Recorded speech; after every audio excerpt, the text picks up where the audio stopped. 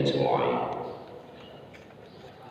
أما بعد فقد قال الله تعالى في كتابه الكريم وهو أصدق القائلين: أعوذ بالله من الشيطان الرجيم، بسم الله الرحمن الرحيم.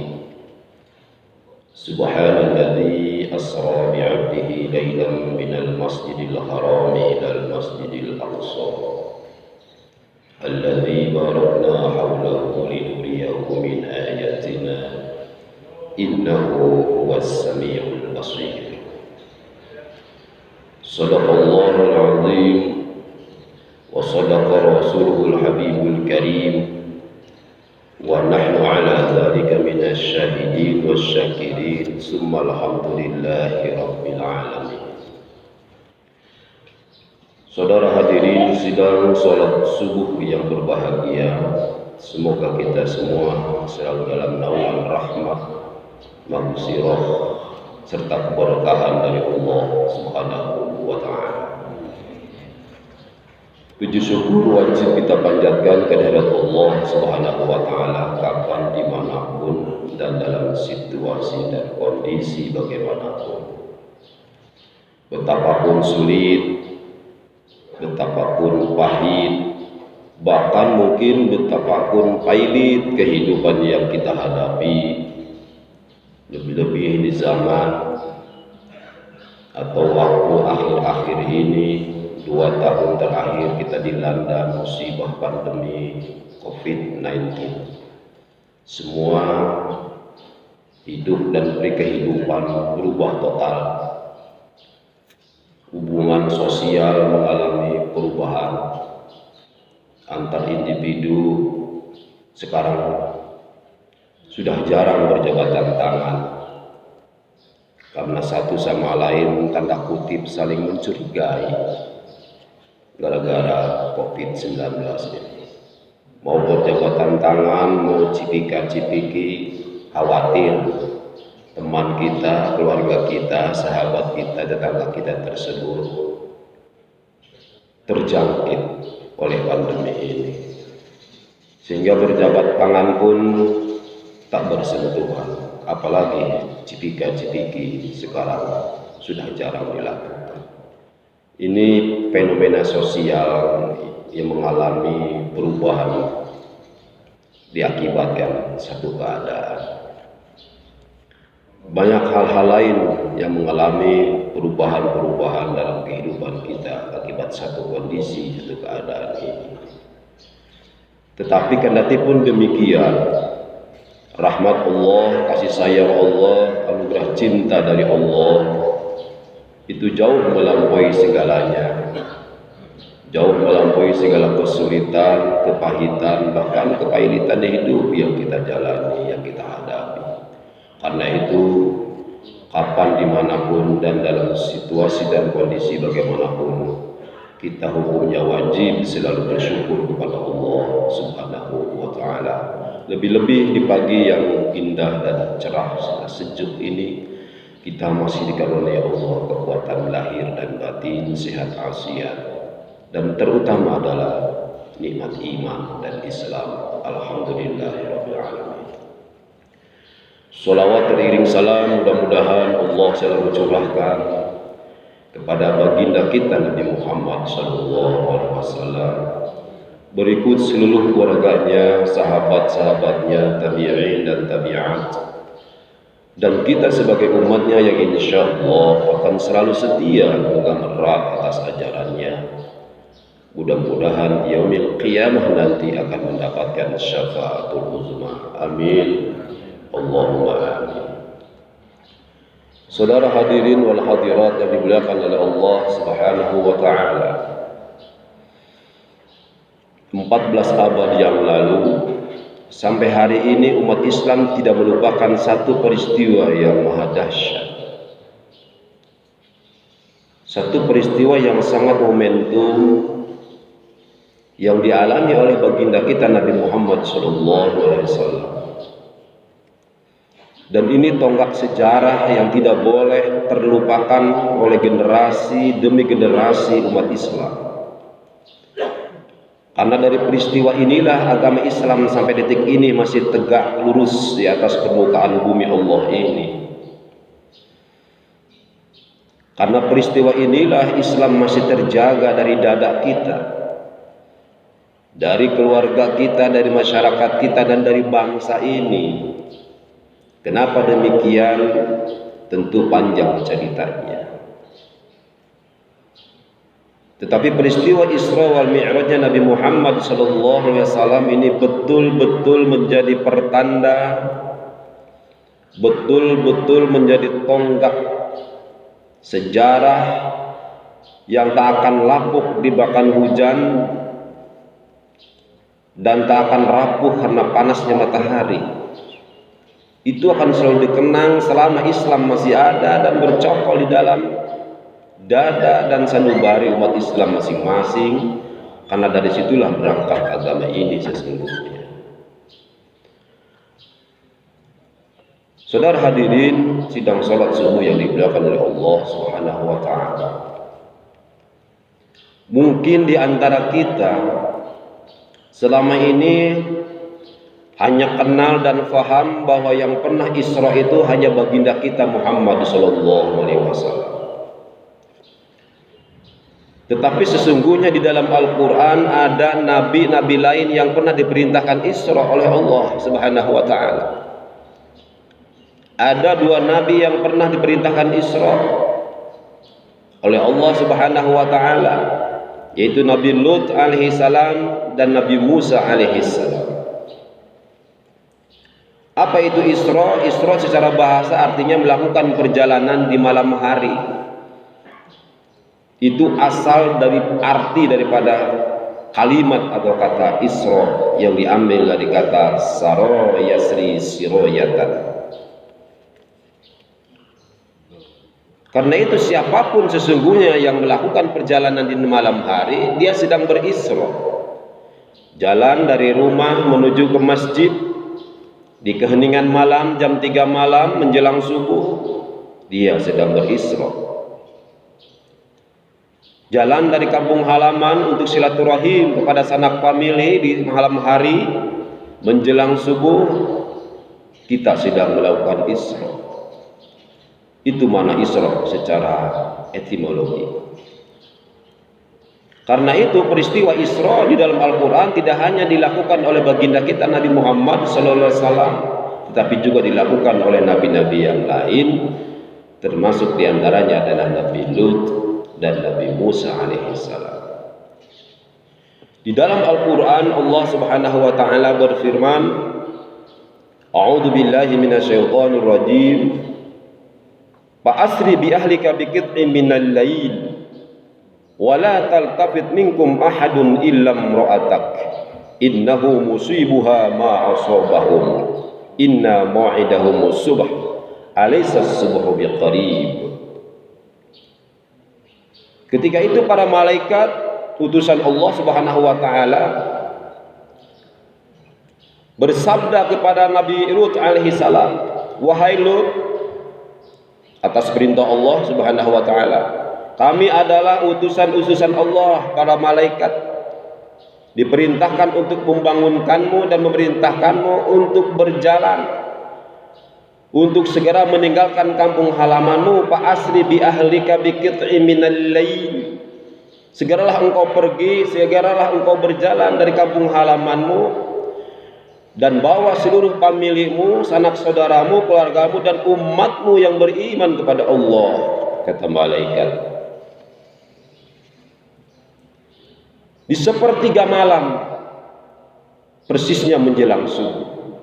Dan jangan sampai ada seorang pun di antara keluarga dan umatmu yang beriman kepada Allah, jangan sampai ada yang ketinggalan satu orang pun, kecuali illam ro'atak, kecuali istrimu, kata Allah di dalam Al-Quran. Kenapa Allah membiarkan istri Nabi Lut alaihissalam untuk ditinggalkan? Innahu musibuha ma asabahum, kata Allah. Karena istrimu nanti akan dikenakan azab seperti azab yang akan diturunkan oleh Allah pada subuh itu kepada orang-orang kafir yang durjana kepada ajaran Nabi Lut alaihissalam dan melanggar syariat Allah Subhanahu wa taala. Inna mu'idas subuh, sesungguhnya azab itu akan datang di waktu subuh. Alaysa subuh biqarib, bukankah subuh sudah dekat? Kalau hari ini subuh jam 5 kurang 20 ya, setengah 5 lewat 10, maka diperkirakan mungkin jam setengah 4 Lut alaihissalam dibangunkan dan segera untuk melakukan perjalanan dari rumah, dari kampung halamannya, dari negerinya untuk meninggalkan kampung halamannya itu. Diperintahkan oleh Allah Subhanahu wa taala karena subuh nanti akan turunkan azab oleh Allah Subhanahu wa taala.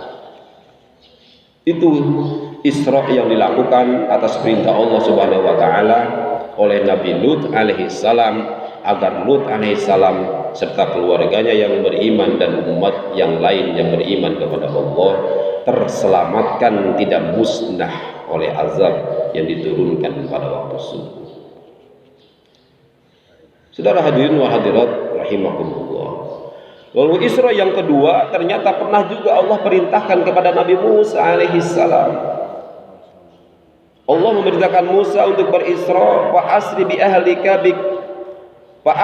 ahlika lailan innakum muttaba'un. Wahai Musa, segeralah engkau pergi di malam hari ini pula, karena kalian akan dikejar. Innakum muttaba'un, kalian akan segera dibantai oleh Fir'aun laknatullah alaih. Kalian akan dipersekusi oleh Fir'aun laknatullah alaih. Kalian akan dikriminalisasi oleh Fir'aun dan bala tentaranya. Karena itu segera tinggalkan negeri ini wahai Musa, bawa keluargamu yang beriman dan umatmu yang beriman kepadaku, kata Allah. Malam hari itu menjelang subuh, lalu Musa bergegas membawa keluarganya yang beriman dan umat yang lain yang beriman kepada Allah Subhanahu wa taala. Ketika mereka berlari, ternyata mereka mengalami jalan buntu, yaitu bertemu dengan bibir pantai lautan. Dan akhirnya Allah perintahkan kepada Nabi Musa alaihissalam untuk memukulkan tongkatnya. Maka seketika itu pula Nabi Musa alaihissalam memukulkan tongkatnya, dan seketika itu pula lautan terbelah menjadi dua. Sehingga Nabi Musa dengan keluarga dan umatnya yang beriman kepada Allah berlari menyeberangi lautan tanpa harus berenang, karena lautan itu terbuka oleh Allah Subhanahu wa taala. Sehingga apa yang terjadi? Alhamdulillah, Musa alaihissalam dengan keluarga dan umatnya yang beriman berhasil menyeberangi lautan itu dan menyeberang ke lautan atau ke pulau di seberang sana. Dan ketika Musa alaihissalam beserta jamaahnya beserta umatnya telah berhasil mendarat di satu pulau, maka kemudian Allah perintahkan kembali untuk memukulkan kembali tongkatnya itu ke lautan. Seketika itu pula lautan itu kembali menyatu, dan saat itu Fir'aun dengan bala tentaranya masih berada di tengah-tengah lautan. Dan apa yang terjadi kita semua tahu, Fir'aun dengan bala tentaranya mati karam. Mungkin mereka menjadi santapan binatang-binatang laut. Ada yang digerogoti mungkin oleh ikan hiu, ada yang digerogoti mungkin oleh lumba-lumba, bahkan mungkin ada yang digerogoti oleh ikan teri dan lain sebagainya. Tetapi demi untuk menjadikan pelajaran oleh umat manusia, Fir'aun atas izin Allah sampai ini masih abadi secara fisikly. Jasad Fir'aun sampai hari ini masih ditemukan dan masih ada di Mesir sana, untuk dijadikan pelajaran oleh umat manusia bahwa barang siapa yang durjana, siapa yang menentang hukum Allah, sombong kepada Allah, mengaku dirinya sebagai Tuhan, menyaingi Allah Subhanahu wa taala, akan sama nasibnya dengan jasad ini, yaitu Fir'aun laknatullah alaihi. Karena itu kita jangan sampai meniru gaya hidup Firaun dengan kecontakannya. Jangan meniru gaya kepemimpinan Firaun dengan kesombongannya dan keadikuasaannya atas jabatan yang dia emban. Tidak boleh semena-mena kepada rakyat, tidak boleh semena-mena kepada bawahan. Kalau kita sebagai manajer, sebagai pimpinan suatu instansi atau pemerintahan atau itu swasta sekalipun. Karena di atas langit ada langit, di atas manajer ada direktur, di atas direktur ada dirut, di atas dirut masih ada komisaris, di atas komisaris masih ada Allah Subhanahu wa Ta'ala. Kita ini punya apa? Kita ini tidak ada apa-apanya. Ketika Allah berkehendak, kita akan musnah seketika. Saudara hadirin rahimakumullah. Lalu Isra yang ketiga itu adalah Isranya baginda kita Nabi Muhammad SAW, yang terkenal di dalam Al-Quran disebutkan subhanalladzi asra bi'abdihi lailam minal masjidil haram ilal masjidil aqsa. Maha suci Allah yang telah memperjalankan baginda kita Muhammad SAW dari Masjidil Haram ke Masjidil Aqsa. Kita tengok perintah Isra kepada Lut alaihissalam dan Musa alaihissalam atau redaksi ayat yang Allah turunkan antara Isranya Nabi Musa, Isranya Nabi Lut alaihissalam dan Isranya Nabi Muhammad SAW itu berbeda redaksi ayat. Ketika Allah memerintahkan Nabi Musa, Allah menggunakan kalimat fa'asri, fi'il amr. Begitupun dengan Nabi Lut alaihissalam, Allah gunakan fi'il amr, kata instruksional atau kata perintah. Artinya Allah kepada Lut alaihissalam dan kepada Musa alaihissalam itu hanya memerintahkan mereka. Tetapi perjalanan Isra'nya Lut sendiri dan Musa sendiri yang berjalan dengan kakinya dan membawa umatnya. Tetapi ketika Nabi Muhammad SAW, Allah menggunakan subhanalladzi asra fi'il madhi dan fa'ilnya adalah Allah langsung dan Muhammad sebagai maf'ul. Allah subjek dan Nabi Muhammad sebagai objek. Asra yusri sirjaka. Jadi Allah yang langsung bertindak ketika Nabi Muhammad Isra. Kalau Lut alaihissalam berjalan sendiri, Musa alaihissalam berjalan sendiri, tapi Muhammad sallallahu alaihi wasallam itu diperjalankan oleh Allah Subhanahu wa Ta'ala. Karena itu ayatnya adalah subhanalladzi asra bi 'abdi. Bukan kalimatnya fa asri bi ahlika atau fa asri lailan, tetapi asra bi 'abdi. Allah memperjalankan hambanya. Jadi artinya Allah yang bertindak langsung ketika Nabi Muhammad melakukan Isra, dilanjut dengan Mi'raj. Itulah perbedaannya Isra Lut alaihissalam, Musa alaihissalam dengan baginda kita Nabi Muhammad sallallahu alaihi wasallam. Hadirin rahimakumullah. Lalu apa hikmah dibalik semua itu? Kita tengok tadi bahwa Allah menurunkan perintah untuk Isra kepada Nabi Lut adalah agar Lut, umatnya yang beriman dan keluarga yang beriman tidak musnah dihancurkan azab Allah Subhanahu wa Ta'ala yang turun di waktu subuh itu. Begitupun dengan Musa, agar Musa, keluarga, sahabat dan umatnya yang beriman kepada Allah juga tidak binasa oleh keganasan dan kedurjanaan seorang Fir'aun laknatullah alaihi.